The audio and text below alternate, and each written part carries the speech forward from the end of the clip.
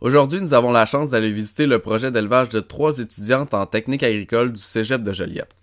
Elles sont actuellement en train de comparer les résultats entre un élevage de lapins selon le modèle conventionnel et celui de l'élevage en colonie, le tout dans un environnement contrôlé. Nous n'aurons malheureusement pas les résultats finaux puisque la compilation de données et l'analyse n'est pas complétée, mais Annie va nous expliquer les différentes observations qu'elles ont pu observer jusqu'à présent. Je devais également mentionner, puisque nous n'en avons pas parlé dans la vidéo, mais le lapin est un animal crépusculaire et nous avons augmenté la luminosité pour les bienfaits du tournage. Il était midi à ce moment-là, donc pour eux c'est l'heure de la sieste et c'est pourquoi vous voyez des lapins qui sont très peu actifs. Bon visionnement. Aujourd'hui on est avec Annie. Tu veux me présenter un peu dans le fond de votre projet, là, ça s'appelle Hop Lapin? Hop Lapin, oui, on a trouvé ce nom-là. On a fait un brainstorm d'idées pour trouver notre nom.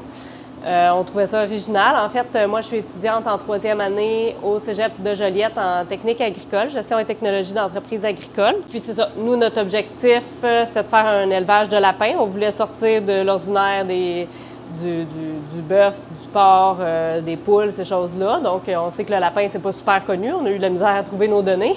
Ouais, au Québec, on n'a pas une alimentation très portée sur le lapin, là, à part à Pâques. Oui, effectivement. C'est surtout en France. Ce qu'on trouvait beaucoup, c'était en France, les données. Donc, c'est ça. On voulait faire un comparatif. Ici, c'est un élevage en colonie. On voulait leur donner une liberté. On voulait qu'ils puissent exprimer leur comportement naturel, creuser des trous. On voulait vraiment comme évaluer la croissance versus notre autre section qui est en conventionnel. Donc, en conventionnel, bien, ils n'ont pas accès à creuser. Ils sont vraiment comme plus dans des enclos plus petits, un petit peu plus... un peu plus confinés, dans le fond. Un peu plus confinés, effectivement. Donc, c'est ça. On arrive sur la fin de notre élevage. On n'a pas toutes les données encore, mais on a quand même là, une petite idée là, de la différence, en fait, entre les deux élevages. OK. Puis dans le fond, ici, là, ils sont combien, environ? On a commencé avec 60. On est rendu avec 11 de mortalité. Donc, ils sont rendus 49. C'est mâles, femelles mélangés. On les a jamais sexés, on les a jamais séparés. Donc là, ils sont arrivés à 35 jours au mois de septembre, puis là, ils sont rendus à 12 semaines. Okay. Donc là, on voit que les hormones commencent à se développer, ils commencent à un petit peu plus des comportements sexuels un petit peu. Oui, mais aussi, tu sais, un petit peu plus, pas ici, mais plus en bas, en conventionnel, un petit peu plus à se blesser. Okay. On voit que les hormones arrivent puis qu'il y a un petit peu plus de compétition, là. Donc... Puis dans le fond, l'élevage en colonie, là, c'est quoi qui caractérise un peu? Là? On voit qu'ils sont tous en liberté. Ils ont accès aussi à différentes plateformes pour monter, pour se cacher. Oui, on leur a mis, je l'ai en anglais, là, entertainer, là. On leur a mis des objets pour qu'ils puissent s'amuser, en fait, qu'ils soient occupés. Fait qu'on a mis, c'est un ancien tiroir. Qui a eu des trous dedans, donc ça leur fait des cachettes, ils rentrent. En fait, c'est pour représenter un petit peu les terriers, fait qu'ils sont capables d'aller se coucher. On a fait des boîtes avec des trous. Au départ, les boîtes étaient comme fermées debout avec la porte, fait que ça faisait vraiment une boîte, un enclos fermé. Puis à un moment donné, bien, ils les ont versés sur le côté, puis on dirait qu'ils aimaient mieux ça. Fait qu'on a laissé ça comme ça ouvert. Fermé, peut-être l'odeur d'urine restait un petit peu plus parce qu'à un moment donné, on en a retrouvé un qui était mort dedans. Donc là, on s'est posé des questions pourquoi.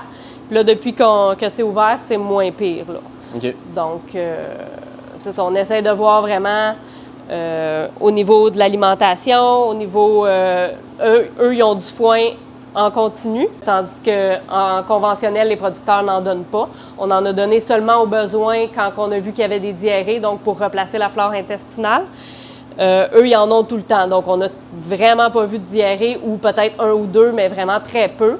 Donc, ça, c'est quand même un avantage de le faire en colonie. Au niveau de l'alimentation, on avait calculé qu'ils mangeraient moins parce qu'ils mangeaient du foin, mais on s'est trompé dans nos données. Finalement, ils mangent autant qu'en bas. Okay. Donc, les chiffres, là, il n'y a pas une grosse différence entre les deux, mais en plus, ils ont du foin. Fait qu'est-ce que c'est parce qu'ils bougent plus qu'ils mangent plus? Peut-être.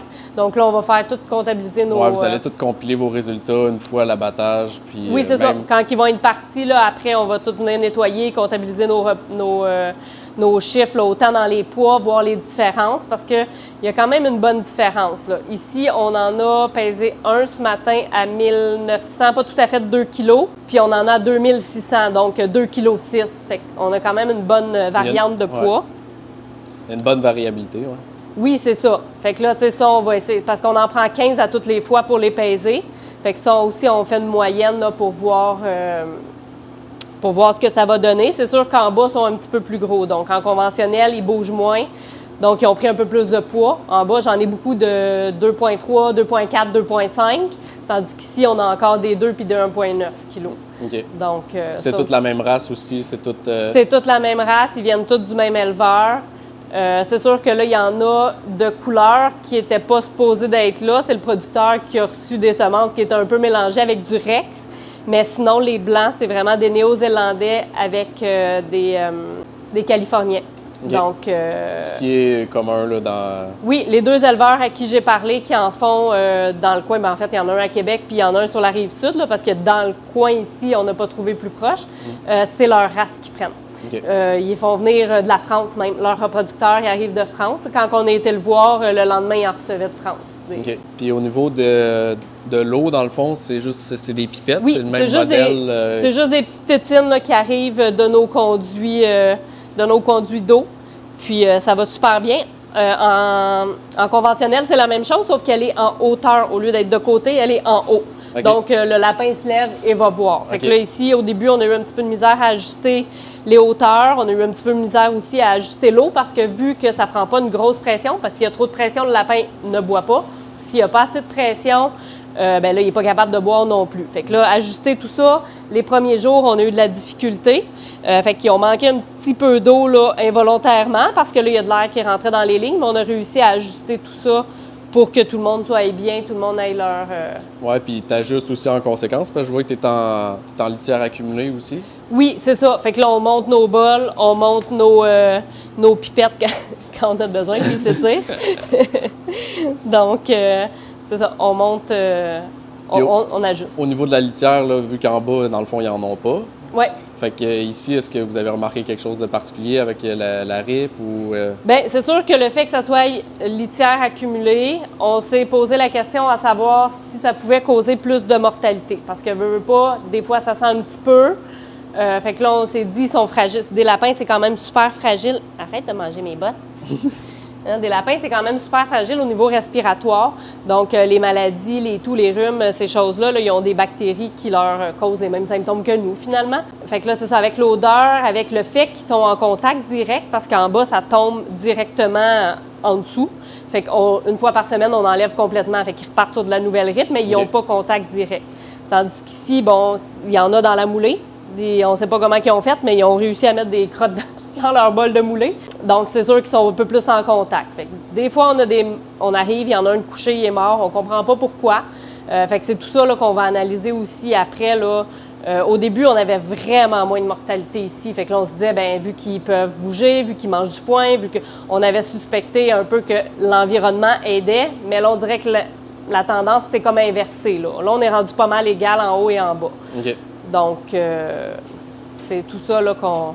Bien, est-ce que les probabilités de contagion seraient plus élevées aussi en colonie, vu qu'ils sont tous Bien, possiblement, parce qu'ils sont, comme là, il m'en reste 49, fait qu'ils sont les 49 dans le même environnement. Tandis qu'en bas, ils sont séparés, il y en a qui sont 3, il y en a qui sont 4, il y en a qui sont 5, tout dépendant. Parce qu'en bas aussi, on a eu des mortalités en conventionnel. Donc là, sont plus, au départ, on avait calculé 6 par enclos. Là, des fois, il y en a qui sont 3 puis il y en a qui sont 4. Donc, mais ils sont en contact direct encore plus proche, mais il y en a moins. Fait que oui, ça peut être une raison, là, le fait qu'il y a de la mortalité. Qu'il y a de la mortalité, ils sont vraiment en contact direct. Là. Avez-vous rencontré des défis particuliers auxquels vous ne vous attendiez pas au moment de débuter votre élevage? En fait, quand on a commencé, on ne se doutait pas que des lapins, ça pouvait passer dans une petite section, tout petit. Alors, un matin, on est arrivé et ils avaient traversé l'autre côté de leur enclos. Donc, ça aussi, ça a été de la gestion, le temps que la RIP s'accumule, qu'ils arrêtent de creuser. Là, on avait peur qu'ils se blessent. Quand ils se retrouvent de l'autre côté, bien là, ils n'ont pas accès à l'eau, à la nourriture. Veut pas, nous, on a tout mis pour que ce soit par en dedans. Donc, ça a été un des défis. C'est sûr que c'est très fragile. Donc, il y a une fin de semaine où on est venu faire le ménage le vendredi. On s'est dit, on va en enlever beaucoup de rip humides pour vraiment leur mettre un confort. On avait déplacé un petit peu les objets. Malheureusement, est-ce que ça a un lien? Cette fin de semaine-là, on en a perdu comme 4. Ouais, Donc, ok. on est arrivé, puis un après l'autre, puis il n'y avait pas, il était propre, fait que c'est pas des symptômes gastriques. Après ça, il n'y avait pas de l'air d'avoir d'écoulement comme les rhumes des sécrétions. On regardait les dents, tout était beau, donc on... C'est plus un facteur de stress qui a fait baisser le système C'est ce immunitaire. qu'on se doute, là. Puis on dirait que c'est pire plus que l'élevage avance. On dirait qu'ils sont peut-être plus réactifs. Donc, ça aussi, c'est toutes des questions qu'on se pose qu'on n'a pas réellement de réponse en ce moment, là. OK. Donc... Puis au niveau de la commercialisation, comment vous avez fait pour vendre vos produits et tout ça? Bien, en fait, la commercialisation, je pense que ça a été quand même un côté pas évident parce que la viande de lapin n'est pas tellement connue. Quand j'en ai parlé à quelques personnes, il y en a qui sont pas chauds à l'idée de manger du lapin, malgré que moi, personnellement, au début, je voyais ça comme un animal domestique de compagnie. Mais c'est un petit peu semblable au poulet. C'est sûr que la qualité de la viande, elle a des avantages sur le poulet, mais au niveau de la texture, du goût, ça se ressemble quand même pas mal. Mais ça a été de trouver les... un peu différemment.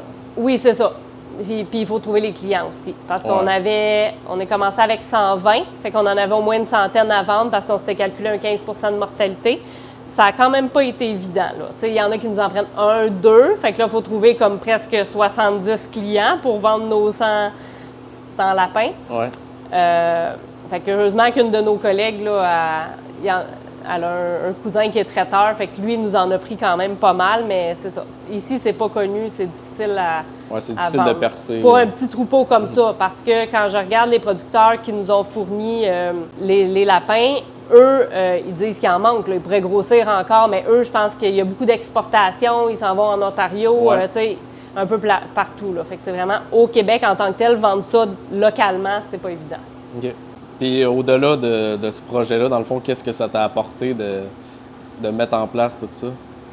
Bien, en fait, on s'est rendu compte que les animaux ont chacun leurs besoins particuliers, tu sais, que ce soit une poule, que ce soit un lapin. Ça m'a énormément fait évoluer parce qu'on était vraiment sur la coche, là, on était vraiment by the book sur nos protocoles, comment qu'on en prend soin. Mais c'est ça, vraiment, là, faut porter une attention particulière, faut vraiment observer ce qui se passe autour de nous parce que des fois, c'est pas évident. Un qui est juste un peu plus calme que les autres, faut le détecter. Fait que ça m'a vraiment comme, malgré que c'était un cours qui était obligatoire, j'ai évolué, j'ai appris beaucoup de choses au niveau des soins, au niveau de comment c'est important, une bonne biosécurité, mais un bon nettoyage, un bon...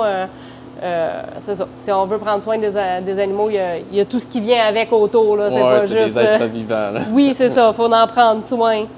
Puis c'est ça. Dans notre élevage, il y en a qui sont plus gros, qui vont être prêts. Puis on a notre tout petit ici, qui a été croisé, mais que malheureusement, il prend pas beaucoup de poids. Fait qu'il s'est trouvé une petite famille. Hein, il s'en vient chez moi, en lapin de compagnie. Hein, les enfants vont être contents. Mais c'est ça, malheureusement, lui, il est vraiment son croisement ou... Malheureusement ou heureusement pour lui? Oui, c'est ça. C'est ça. Heureusement pour lui, il s'en vient à la maison. Super, merci. Merci.